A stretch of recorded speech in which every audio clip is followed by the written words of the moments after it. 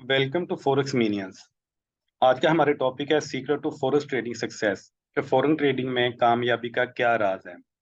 सबसे पहले इस चैनल का पर्पस मैं सिर्फ एक लाइन में आपको बता दूं कि कंसिडरिंग द मार्केट कंडीशन और आजकल का जो अनएम्प्लॉयमेंट रेट है उसके वजह से मैं चाहता हूं कि जो मेरे दोस्त अहबाब मेरे भाई फॉरेक्स सीखना चाहते हैं और उनके पास सीखने के लिए अगर पैसे नहीं है तो ये फ्री ऑफ कॉस्ट उनके तरफ इंशाल्लाह मैं कंटेंट कन्वे करूंगा। लेक्चर में रिकॉर्ड करके आपके साथ शेयर कर लिया करूंगा। होपफुली इंशाल्लाह आपके लिए काफ़ी हेल्पफुल होगा। और आज तक मैंने अपनी 7 से 8 साल के एक्सपीरियंस में जितना भी सीखा है उसमें मेजर जो क्रेडिट मैं दूंगा वो आईसीटी और स्मार्ट मनी कंसेप्ट को है। ठीक है, तो हम स्टार्ट करते हैं अपना लेक्चर। तो सबसे पहले हम बात करेंगे फॉरेक्स स्ट्रक्चर मैपिंग। क्या आपको फॉरेक्स स्ट्रक्चर मैपिंग का पता है? और मैं इधर से स्टार्ट क्यों कर रहा हूँ, क्यों हम ट्रेंड की बात करने लगे हैं? जब भी हम किसी भी मार्केट में जाते हैं, चाहे वो फॉरेक्स मार्केट है, चाहे वो टेक्सटाइल मार्केट है, चाहे वो शुगर मार्केट है, जो भी मार्केट है, जब तक हमें ट्रेंड नहीं पता होगा तो हम किसी चीज़ को सेल या बाय नहीं कर सकते। जिस तरह अगर आपको आज पता चल जाए कि चीनी का रेट बढ़ने वाला है, शुगर का या किसी भी चीज़ का, तो आप क्या करेंगे, उसको टाइमली बाय कर लेंगे। और अगर आपको किसी चीज़ का रेट का पता हो कि उसकी मार्केट में सप्लाई शॉर्ट होने वाली है, तो आप क्या करेंगे, उसको अपने पास स्टॉक कर लेंगे। कहने का क्या मतलब है, जब तक आपको मार्केट का ट्रेंड पता नहीं होगा आप ना सेल अच्छे से कर सकते हैं ना बाय कर सकते हैं। ठीक है, तो इसलिए हम स्टार्ट करेंगे फॉरेक्स ट्रेंड से, फॉरेक्स की स्ट्रक्चर मैपिंग से, क्योंकि जिस बंदे को ये फॉरेक्स स्ट्रक्चर मैपिंग समझ आ जाती है वो 50% एंट्रीज और कामयाब ट्रेडर बन जाता है। ठीक है, बाकी किसी भी पॉइंट पे एंट्री लेना वो इतना ज़रूरी और इतना अहम नहीं है जितना आपको मार्केट के स्ट्रक्चर या ट्रेंड का पता होना ज़रूरी है। तो हम स्टार्ट करते हैं मार्केट के ट्रेंड से। मार्केट में दो तरह के ट्रेंड होते हैं। एक तो बुलिश ट्रेंड है, क्योंकि जितने भी भाई मेरे ये अभी वीडियोस देख रहे हैं, जारी बात है वो या तो बिल्कुल न्यू होंगे या बहुत ज़्यादा एक्सपीरियंस्ड होंगे, तो वो समझते हैं कि बुलिश ट्रेंड और अप ट्रेंड क्या होता है। इसमें बेसिकली मार्केट क्या करती है, इसमें market higher highs higher lows, higher high higher lows और हाई हाई हायर लोज बना रही होती है। ठीक है, और इसी तरह दूसरा जो मार्केट है उसमें मार्केट क्या करती है, बेरिश ट्रेंड या डाउन ट्रेंड में मार्केट लोअर लो और लोअर हाइज बना रही होती है। ठीक है, वो कुछ इस तरह से मार्केट बना रही होती है। देखने में ये बहुत आसान लग रहा है कि एक स्ट्रक्चर अपवर्ड जा रहा है तो वो हमारा बुलिश ट्रेंड है, लेकिन उसमें एक्चुअल हमारा हायर हाई और हायर लो कौन सा है? तो इसी तरह जब मार्केट डाउन आ रही है तो हमारा वैलिड या एक्चुअल या major higher high, sorry lower low और लोअर हाई कौन सा है? ठीक है, जब आप इस चीज को समझ जाएंगे तो आप अपनी एंट्री को इजिली ले सकेंगे। जब आपको ट्रेंड पता होगा, ट्रेंड इज योर फ्रेंड, तो आपकी 50% फॉरेक्स की कामयाबी इधर से स्टार्ट होगी।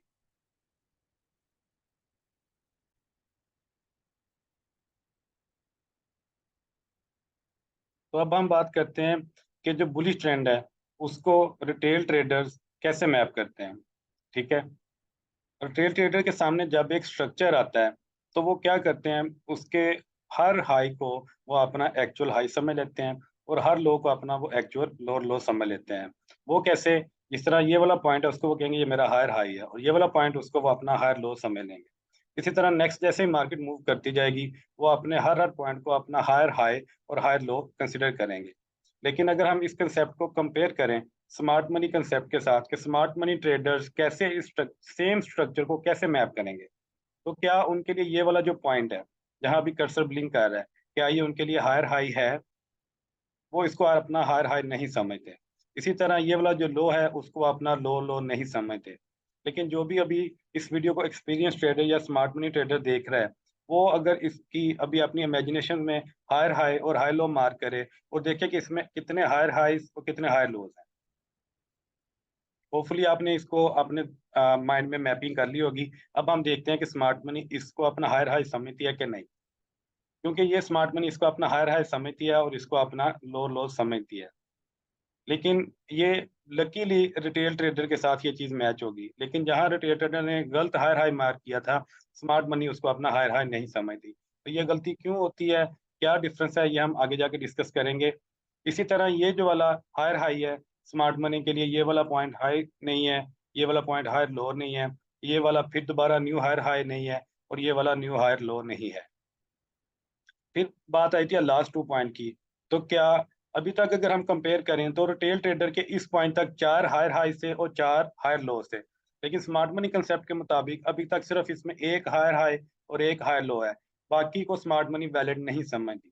उसकी क्या रीजन है? ये कुछ ही मिनट के बाद आपको नेक्स्ट स्लाइड में इसका आइडिया हो जाएगा। अब इस पॉइंट की बात करें तो स्मार्ट मनी इसको अपना हायर हाई और इसको अपना हायर लो समझती है। ऐसा क्यों है? ऐसा सिर्फ इस वजह से है कि जब भी हम कोई काम करते हैं, हम किसी भी काम करने का पहले रूल बनाते हैं। जब तक हम रूल नहीं बनाएंगे, हम किसी भी चीज को ठीक से नहीं कर सकेंगे। रिटेल ट्रेडर और स्मार्ट मनी के रूल्स को अगर कंपेयर करें तो जो रिटेल ट्रेडर है वो बेसिकली क्या करता है, वो किसी भी हाई को जो अपने उसके प्रीवियस हाई से हायर होता है उसको अपना हायर हाई कंसिडर कर लेता है। और वो लो जो प्रीवियस लो से थोड़ा सा भी हाई हो उसको वो अपना हायर लो मान लेता है। वो कैसे? अब ये मार्केट ने एक कैंडलस्टिक पैटर्न मैंने लिया समझाने के लिए। अब मार्केट ने यहाँ से ऊपर आई हाई बनाया, ये लो बनाया, फिर ऊपर चलेगी। अब जो रिटेल ट्रेडर है वो क्या करेगा, वो कहेगा ये वाला पॉइंट मेरा क्या है, हायर हाई। और इसका जो मार्केट जितना नीचे आई, जो लास्ट इसका लो है उसको वो अपना हायर लो कंसिडर कर लेगी। ये मैपिंग रिटेल ट्रेडर के रूल्स के मुताबिक हो रही है। ठीक है, अब अगर मार्केट दोबारा मूवमेंट लेती है तो वो मार्केट क्या करती है, इस हाई से ऊपर ये वाला हाई बनाया, ये वाला लो बना के दोबारा ऊपर चलेगी। अब ये एक सिग्निफिकेंट हाई नजर आ रहा है रिटेल ट्रेडर को। वो क्या कहेंगे, यार ये मेरा एक वैलिड हायर हाई है, और इसको वो अपना क्या मार करेंगे, लो। ये हाई, ये लो, ये हाई, ये लो। तो मार्क रिटेल ट्रेडर ने इसको अपना हाई मार किया, इसको अपना हायर लो मार कर लिया। उसके बाद मार्केट ने जब दोबारा मूव किया तो उस मार्केट ने एक नया हाई बनाया। जब मार्केट नया हाई बनाती है और ये वाला हाई भी देखें तो प्रीवियस हाई से थोड़ा सा ऊपर है, और ये वाला लो प्रीवियस लो से ऊपर है, और ये वाला लो प्रीवियस लो से ऊपर नजर आ रहा है, तो रिटेल ट्रेडर इसको अपना हायर हाई और इसको अपना हायर लो मार कर लेगा। लेकिन जब दोबारा मार्केट मूवमेंट लेगी तो इस पॉइंट पे देखें, कैंडल ने इस हायर लो को स्वीप किया, कैंडल ने क्लोज भी किया नीचे, तो रिटेल ट्रेडर समझेगा शायद मेरा ब्रेकआउट हो गया ये वाला। अब वो जब इसको अपना ब्रेकआउट समझेगा तो इस पॉइंट वो अपनी सेल एंट्री लेने की कोशिश करेगा कि यहाँ मैं सेल करूं। लेकिन जैसे वो यहाँ सेल करेगा, मार्केट क्या करेगी, मार्केट बेसिकली ऊपर को निकल गई। इस पॉइंट पे देखें, वो परेशान हो जाएगा कि यार ये क्या हुआ, ये ऐसा क्यों हुआ, जबकि मार्केट ने इस पॉइंट पे नीचे ब्रेकआउट दिया था रिटेल कंसेप्ट के मुताबिक। तो जब वो ऐसा मार्केट दोबारा ऊपर जाएगी तो वो सोचेगा चलो यार कोई बात नहीं, लगता मुझसे कोई मिस्टेक होगी, क्योंकि फॉरेक्स है तो ये किसी को समझ नहीं आता। तो वो क्या करेगा, वो दोबारा अपने इस पॉइंट को हायर हाई कंसिडर कर लेगा और कहेगा ये वाला जो मेरा हायर लो है ये मेरा वैलिड नहीं है। वो इसको खत्म करेगा और अपना नया हायर लो इधर मार कर लेगा। सॉरी, ये लो लो लिखा गया, लेकिन ये बेसिकली हायर लो है। उसके बाद मार्केट जब दोबारा मूव करेगी और मार्केट ने एक नया हाई बनाया, जब मार्केट ने नया हाई बनाया, ये वाले लो से ये वाला हाई लो ऊपर है, तो वो इसको अपना हायर हाई और इसको हायर लो मार कर लेगा। जब इसने इसको हायर हाई और हायर लो मार किया, मार्केट ने दोबारा मूवमेंट ली। अब देखें, अब तो इसमें बड़ा क्लियर कट ब्रेकआउट है। शायद वो यहाँ समझे कि मुझसे कोई मिस्टेक हो रही थी, या मुझे शायद समझ नहीं लगा कि कैंडल नीचे क्लोज किया कि नहीं, लेकिन इस पॉइंट पे बड़ा क्लियर कट मार्केट ने नीचे क्लोज किया है। तो क्या ये अब ब्रेकआउट है? रिटेल ट्रेडर अब समझेगा कि यार अब तो क्लियर हो गया, कंफर्म हो गया। क्योंकि दूसरी चीज अगर देखें तो मार्केट ने इस पॉइंट पे इस ट्रेंड लाइन को तोड़ा है। ठीक है, तो वो समझेगा मेरा सेल आउट हो गया, मार्केट बेरिश हो रही है। लेकिन मार्केट जब यहाँ वो सेल करेगा तो मार्केट जब दोबारा मूवमेंट लेगी तो पता चला कि वो तो अपने प्रीवियस हाई को फिर दोबारा ब्रेक कर गई, उसका स्टॉप लॉस हिट हो गया, वो फिर दोबारा ट्रैप हो गया। फिर वो परेशान होगा कि यार ये ऐसा क्यों हो रहा है, उसको समझ नहीं आ रही। उसके बाद जब दोबारा मार्केट में वो इसको अपना नया हायर हाई और इस हायर लो को, इस वाले हायर लो को वो खत्म कर देगा, वो कहेगा यार ये गलती हो गई थी, वो दोबारा इसको अपना हायर लो मार कर लेगा, क्योंकि ये वाला higher low previous higher low से ऊपर है।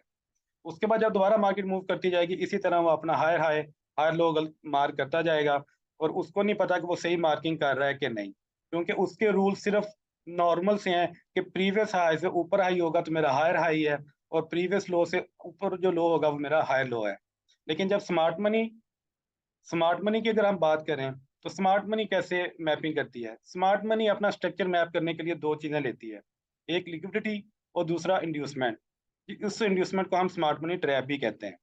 ठीक है, ये चीज जाके आगे आपको मैं एक्सप्लेन करता हूँ कि ऐसा क्यों है, लिक्विडिटी क्या है, इंड्यूसमेंट क्या है। लेकिन अभी सिर्फ ये मैपिंग के लिए बता रहा हूँ कि मार्केट ने, स्मार्ट मनी ने इस पॉइंट को अपना हाई क्यों नहीं बनाया, इसको लो क्यों नहीं बनाया, और इन पॉइंट को हाई और लो क्यों बनाया। क्योंकि मार्केट के लिए जो भी हाईएस्ट हाई से पिछली जो भी पहली स्विंग होगी या पहला पुल बैक होगा, मार्केट उसको इंड्यूसमेंट कहती है। वो इंड्यूसमेंट होगी, और जब मार्केट उस इंड्यूसमेंट को ले लेती है तो वो अपना हायर हाई और हाई लो कंफर्म हो जाता है।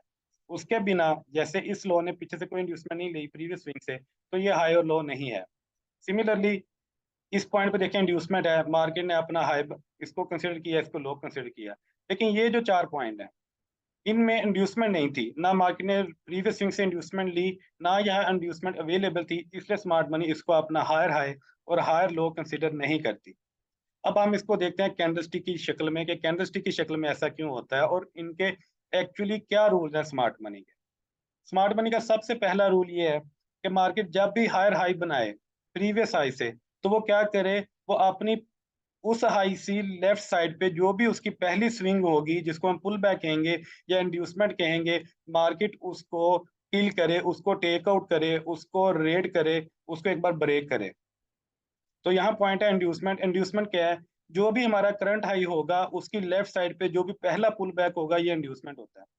इस कंसेप्ट को मैं अगले लेक्चर में बड़ा ब्रीफली बताऊंगा और आपको इंड्यूसमेंट का कंसेप्ट बिल्कुल 100% क्लियर हो जाएगा। अभी के लिए सिर्फ ये बताना चाह रहा हूँ कि रिटेल ट्रेडर ने मैपिंग में क्या गलती की जो स्मार्ट मनी ने नहीं की, और उनके रूल्स में और स्मार्ट मनी के रूल्स में क्या फर्क है।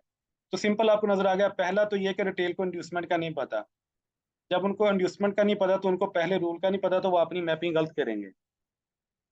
दूसरा रूल, जब मार्केट इंड्यूसमेंट को लेके वापस आएगी तो दूसरी शर्त यह है कि कैंडल उस इंड्यूसमेंट के नीचे मस्ट क्लोज करे, मस्ट क्लोज बी इंड्यूसमेंट। और दूसरी चीज वो ये करे कि मार्केट अपना जब हाई बनाए तो ऊपर भी कैंडल क्लोज करे, यानी कैंडल का अबव हाई और बिलो इंड्यूसमेंट क्लोज होना बड़ा जरूरी है। अगर वो इंड्यूसमेंट के नीचे और इंड्यूसमेंट लेने के बाद टॉप पे आके क्लोज नहीं करती, तो वो हमारी सिंपल लिक्विडिटी स्वीप होगी। अब लिक्विडिटी क्या होती है, ये नया लफ्ज है कुछ लोगों के लिए। लिक्विडिटी बेसिकली मार्केट में जितने भी पेंडिंग ऑर्डर्स होते हैं, जितने भी स्टॉप लॉस होते हैं, जितने भी ब्रेक इवन होते हैं, वो हमारी लिक्विडिटी होती है मार्केट की। ठीक है। अब सिर्फ ये 2 पॉइंट ध्यान में रखें कि स्मार्ट मनी के जो 2 रूल हैं, लिक्विडिटी और इंड्यूसमेंट, उसके साथ वो मैपिंग करती है। पहला रूल ये है कि मार्केट इंड्यूसमेंट लाजमी ले, और दूसरा रूल है कि इंड्यूसमेंट लेने के बाद क्लोज भी लाजमी करे। अगर वो क्लोज नहीं करेगी तो हम उसको अपना higher high higher low consider नहीं करेंगे। तो हम सेम वही वाला स्ट्रक्चर लेते हैं जो हमने रिटेल के लिए लिया। अब स्मार्ट मनी जब इसको देखती है, इस स्विंग को, यहाँ से प्राइस यहाँ से ऊपर तक आई, इस हाई के पीछे प्राइस ने कोई करेक्शन, कोई पुल बैक, कोई इंड्यूसमेंट नहीं छोड़ी, तो स्मार्ट मनी इसको अपना हाई कंसिडर ही नहीं करेगी। सिंपल वो आप नेक्स्ट हाई पे मूव करेगी। जब वो इस हाई को देखती है तो वो देखती है कि इस हाई के पीछे मार्केट ने ये एक पुल बैक छोड़ा है, तो इसको वो क्या मार्क करेगी, इंड्यूसमेंट। क्योंकि इस लेवल पे मार्केट ने लोगों को इंड्यूस किया बाय के लिए। ठीक है। तो इस पॉइंट को हम इंड्यूसमेंट कहेंगे। उसके बाद जब मार्केट दोबारा नया हाई बनाती है, नया हाई बनाएगी, तो इस हाई के पीछे वाली जो इंड्यूसमेंट है वो हमारे लिए वेस्ट हो जाएगी, हम उसको कंसिडर नहीं करेंगे। क्योंकि हमारा रूल क्या है कि first inducement from current higher high, तो अभी हमारा हायर हाई ये है, तो इस हायर हाई के पीछे हमारी इंड्यूसमेंट किस लेवल पे आएगी, ये स्विंग। तो हमने इसको इंड्यूसमेंट मार्क किया। अब पहला रूल पूरा हो गया। मार्केट ने इस हाई के बाद लेफ्ट साइड से इंड्यूसमेंट ली, कैंडल ने नीचे क्लोज किया और ऊपर आ गई। अब ऊपर आने के बाद हम देखेंगे क्या कैंडल ने ऊपर भी यहाँ क्लोज किया, तो नहीं क्लोज किया।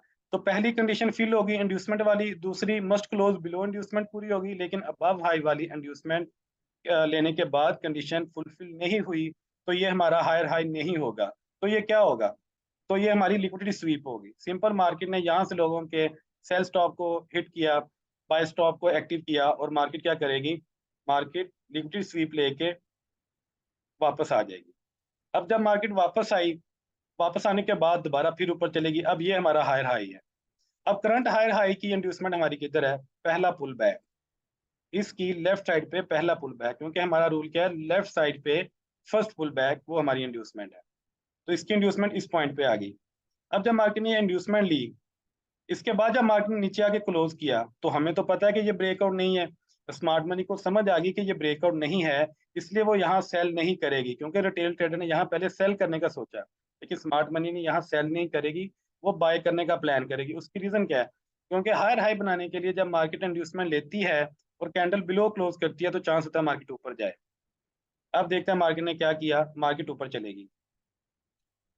पहला रूल पूरा हो गया इंड्यूसमेंट, दूसरा कैंडल नीचे क्लोज होगी। अब देखते हैं कैंडल ने ऊपर क्लोज किया है कि नहीं। अब कैंडल ने अबव क्लोज भी किया। अब जब ये कैंडल ऊपर क्लोज करती है तो ये वाला पॉइंट हमारा हायर हाई और ये वाला पॉइंट हमारा हायर लो कंफर्म हो जाता है। ठीक है, होपफुली अब आपको समझ आ गया होगा कि स्मार्ट मनी अपना हायर हाई कब मार करती है और इस पॉइंट को उसने अपना हाई और लो मार क्यों नहीं किया। अब मार्केट ने दोबारा एक नया हाई बनाया तो उसकी इंड्यूसमेंट इस टॉप की लेफ्ट साइड पे ये वाली इंड्यूसमेंट है, क्योंकि पहला पुल बैक किया है तो मार्केट इसको इंड्यूसमेंट मार करेगी। प्राइस दोबारा आई, इंड्यूसमेंट को लिया और ऊपर निकल गई। और यहाँ भी देखिए कैंडल ने नीचे क्लोज किया और इस पॉइंट पे देखिए कैंडल ने ऊपर क्लोज किया तो ये हमारा हायर हाई बन गया और ये हमारा हायर लो बन गया। होपफुली अब आपको समझ आ गया होगा कि रिटेल ट्रेडर और स्मार्ट मनी की ट्रेंड मैपिंग में क्या ऐसा फर्क है जिसकी वजह से उनके हर पॉइंट को वो हायर हाई और स्मार्ट मनी हर पॉइंट को हायर हाई नहीं समझती।